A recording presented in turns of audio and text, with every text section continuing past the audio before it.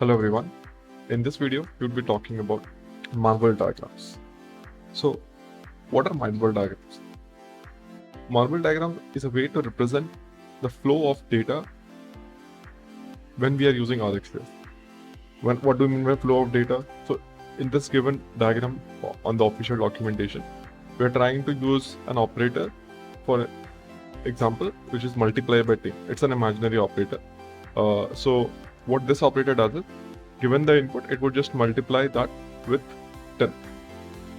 So in this diagram, what we see is the first line or the above line is the input observable, what you see as the input, okay? And in middle, we see the operator that is being applied to the observable input. And below, we see the output.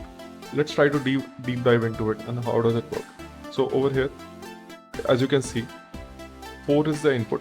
4 is the first input, which when multiplied by 10 gives us 40. Similarly, 6 when multiplied by 10 gives us 60. But then you see an input which is A, and not a numerical character. It's an alphabet. So in that case, it would be an error. So there comes our next thing, which is a cross.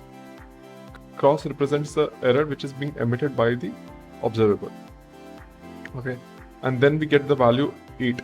8, since there's an error, and we have already learnt in first few of our videos, once an error happens, that particular observable will not emit any future values. So what happens next is we don't get the value.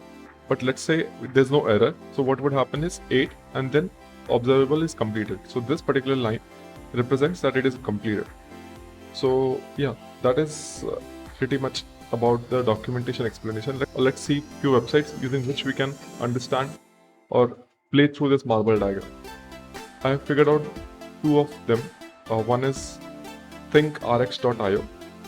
In this, we can put our code, and the only thing which we have to use is their library, which has Rx observable. So whatever we put based on that, it would emit the output. That is one of the website. Another one is rxmarbles.com. So in this, again, we can see a similar structure what we have seen in the official documentation.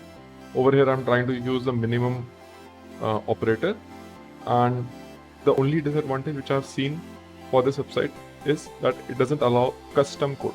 It has presets which you can use, but you can't write a custom code. So apart from that, the pictorial representation in this website is much more useful to understand. So in this, what we see is these are the inputs, 2, 10, all these are the inputs, and once it is completed, we get the minimum of these values. So yeah, that's how marble diagrams works. And in the upcoming videos, we would be using the marble diagrams as and when required to understand how the operator works. So let's see you in the next video. Thank you. Happy coding.